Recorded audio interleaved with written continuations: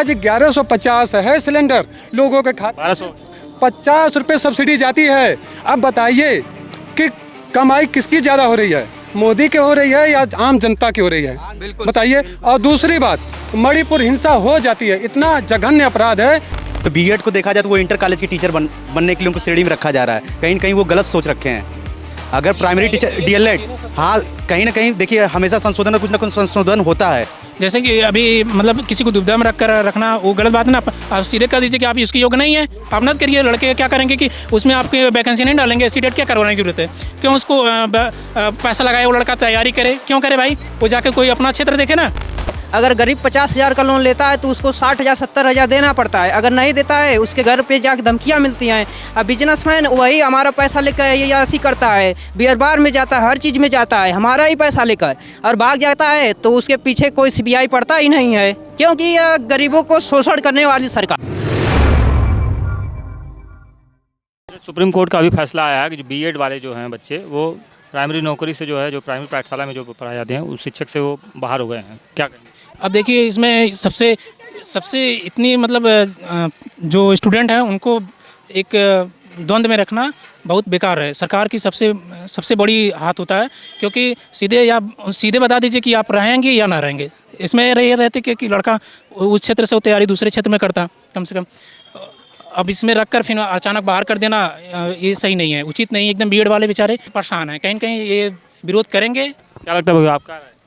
नहीं सर, ये तो बात सही है कि अगर आप बीएड वालों को बाहर करना चाहते थे तो बीएड में प्राइमरी में घुसाए ही क्यों? जो प्राइमरी में घुसाए हैं तो उसको रखिए। या तो अगर आपको लग रहा है कि नहीं बीटीसी वाले प्राइमरी के योग्य हैं तो और बीएड वाले अयोग्य हैं तो बीएड वालों को रखना नहीं चाहिए था। अब रखे हैं तो उसके बाद उनको रखना चाहिए। और रही बात जो अभी आप विकास की बात किए हैं, तो विकास में देखा जाए कि युवाओं की मांग है उसकी पूर्ति नहीं हो पा रही है। क्या मांग है? पंकज चौहान हमारा नाम है।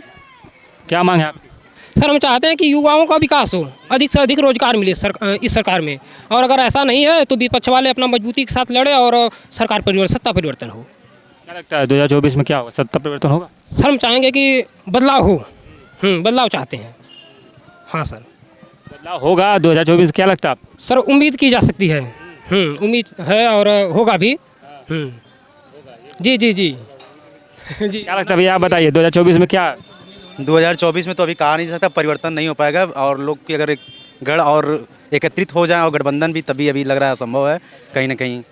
हाँ, इन लोग की गलतफहमी में भी चल रहे हैं, परिवर्तन नहीं हो। इतना बड़ा इंडिया जो एक गठबंधन बना हुआ है, तो क्या लगता है 26 दल एक साथ आ रहे हैं आपकी बार? 26 नहीं, अगर 2-4 और आ जाएंगे तभी अभी आएंगे वही जो हैं। मोदी जी, अरे महंगाई और बेरोजगारी है सब। महंगाई बेरोजगारी देखा जाए तो जैसे जैसे जनता बढ़ती है, कहीं ना कहीं अपना स्रोत बढ़ाना और अपने कार्य को बढ़ाएंगे तो इनकम बढ़ेगी। और आपस में ये बेरोजगारी है कैसे, ये पहले चलती आ रही है, ये लड़ाई स्वयं आप दूर कर सकते हैं। टमाटर 200 रुपया भैया, गरीब आदमी। तो कहीं ना कहीं किसान तो राज कर रहा है ना, किसान का तो फायदा हो रहा है। अगर आप 200 रुपये किलो, तो अगर सस्ता होता तो उसके जब खेत में सड़ता तो आप तो नहीं पूछते। इस तरह से भैया राज कर रहा है, उसमें किसान का स्रोत बढ़ा, उसमें कैसे किसान कमा रहा है? उसको लग रहा है जितना मेहनत मैं करता हूँ उतना पा रहा हूँ।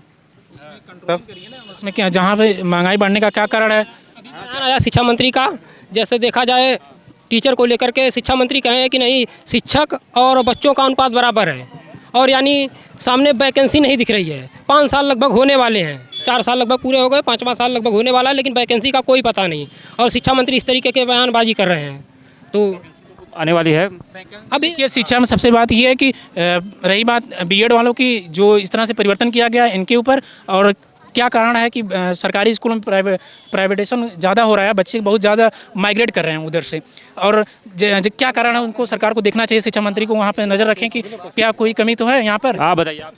हाँ सर, तो 2024 में क्या लगता है आपको, इंडिया जो गठबंधन बना है, महागठबंधन, वो आएगा कि एक बार फिर से मोदी जी ही आए?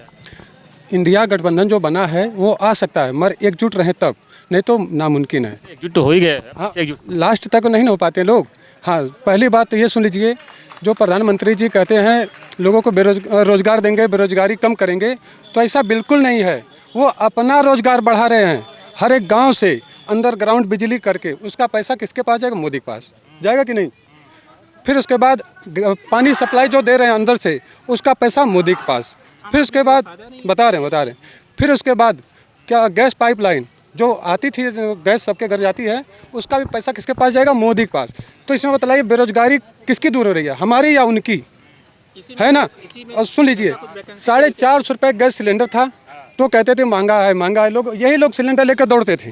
ठीक है, फिर उसके बाद मैं बता रहा हूँ मैं बोल रहा हूँ भाई, सबका उत्तर दे रहा हूँ। ये कहें 450 से 700 रुपये हो जाएगा आपका गैस सिलेंडर, 700 रुपये हो गया, सभी ने स्वीकार कर लिया। फिर उसके बाद कहें सब्सिडी आपके खाते में जाएगी, संतोष सभी लोग कर लिए कि चलिए हमारे खाते में सब्सिडी जाएगी। फिर उसके बाद क्या हुआ, लोगों को कुछ समय तक गई, फिर उसके बाद वो भी रुक गई। फिर उसके बाद 1000 हुआ, 1000 होने के बाद फिर सब्सिडी गई, फिर रुक गई। आज 1150 है सिलेंडर, लोगों के खाते 50 रुपये सब्सिडी जाती है। अब बताइए कि कमाई किसकी ज़्यादा हो रही है, मोदी की हो रही है या आम जनता की हो रही है?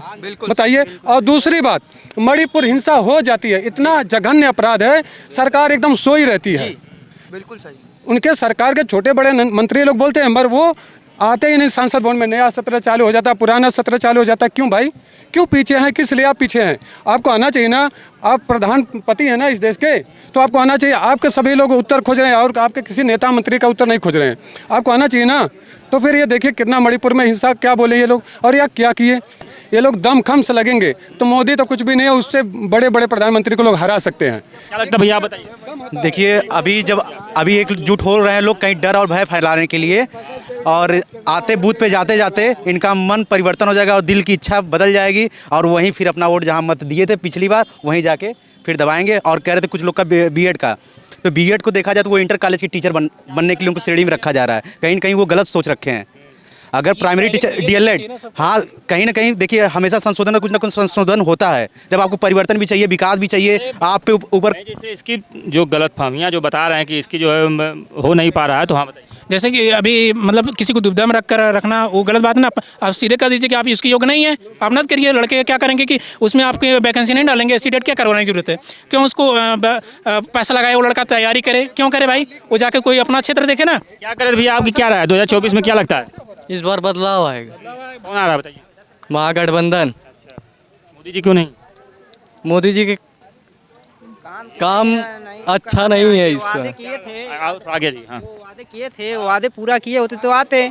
वो जुगलाबाजी करते हैं, वादे तो पूरा करते नहीं हैं, तो कहाँ से आएंगे भैया? 15 लाख भी आया ना भाई। और रही बात, हेलो, गरीबों को लोन नहीं मिलता है, और जो बड़े बड़े बिजनेसमैन हैं, जैसे विजय माल्या हो गया, 3-4 लोग और है, पैसे लेके भाग जाते हैं, उनके पीछे सरकार पड़ती ही नहीं है। अगर गरीब 50,000 का लोन लेता है तो उसको 60,000 70,000 देना पड़ता है। अगर नहीं देता है, उसके घर पे जाकर धमकियाँ मिलती हैं। अब बिजनेसमैन वही हमारा पैसा लेकर ये ऐसी करता है, बियर बार में जाता है, हर चीज़ में जाता है, हमारा ही पैसा लेकर और भाग जाता है, तो उसके पीछे कोई सीबीआई पड़ता ही नहीं है, क्योंकि यह गरीबों को शोषण करने वाली सरकार है। ठीक है, न किसानों के है, न मजदूरों के, न कुछ ना। अब जैसे कि देखिए जियो कितना से कितना चला गया। ठीक है, जो काम हो रहा है जियो को दे दो, मॉल जियो को दे दो, और जो भी कंपनियां हो रही हैं, जियो तो हर चीज़ में कूद के पड़ा है।